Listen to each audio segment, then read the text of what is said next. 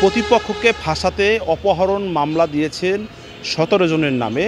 সেই মামলার অপহৃত ব্যক্তিকে উদ্ধার করা হয়েছে চট্টগ্রামের পতেঙ্গা থেকে।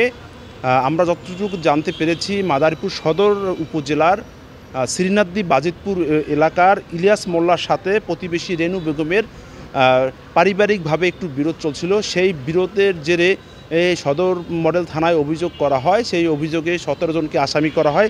সেই মামলার এক নং আসামি করা হয় ইলিয়াস মোল্লাকে। পরবর্তীতে রেনু বেগমের ছেলেকে অপহরণ করা হয়েছে বলে মর্মে অভিযোগ করা হয়।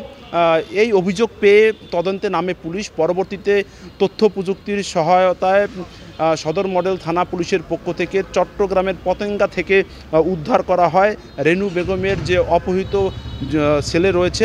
মামলায় উল্লেখ করা হয় সেই অপহৃত আলাউদ্দিন ব্যাপারীকে চট্টগ্রামের পতেঙ্গা থেকে উদ্ধার করা হয়। সবশেষ তথ্য অনুযায়ী সদর থানা পুলিশের পক্ষ থেকে বলা হয়েছে যে এই মামলাটি আসলে প্রতিপক্ষকে ফাঁসানোর জন্যই করা হয়েছে। একটা মাছের একটা ঘটনা লইয়া ইস্যু দৈর্ঘ্য সেই মাছের পুষ্কুনিতে প্রায় ২-৩ লাখ টাকার মাছ নষ্ট কইরা তারপরে সে আমাদের নামে একটা মিথ্যা অপবাদ দিয়া গুম কইরা তারপর তার বাপ মায় আমাদের নামে একটা আসামি দিচ্ছে।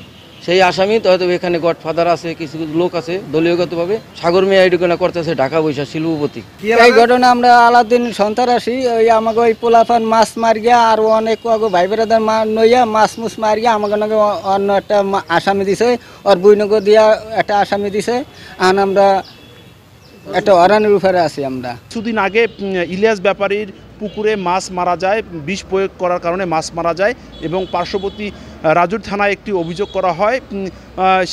সেই অভিযোগের পাশাপাশি স্থানীয় যে বিরোধ, সেই বিরোধকে কেন্দ্র করেই রেনু বেগম ইলিয়াস মোল্লাকে ফাঁসানোর জন্যই এই অপহরণের মামলা করেছেন বলে জানা গেছে। এবং সদর মডেল থানা থেকে থানার ভারপ্রাপ্ত কর্মকর্তা ওসি মকসুদুর রহমান তিনি জানিয়েছেন যে এই মামলাটি গুরুত্ব সহকারে দেখা হচ্ছে।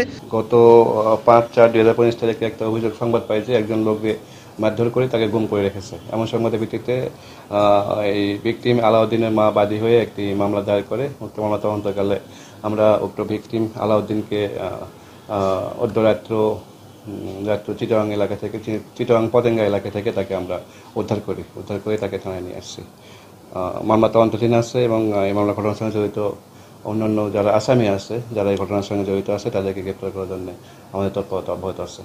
মামলায় যে ১৭ জনকে আসামি করা হয়েছে এবং অজ্ঞাত ৫ থেকে ৭ জনকে আসামি করা হয়েছে, তারা দাবি করেছেন ঘটনার রহস্য উদ্ঘাটনের পাশাপাশি যারা জড়িত রয়েছেন তাদের বিচারের দাবি তুলেছেন।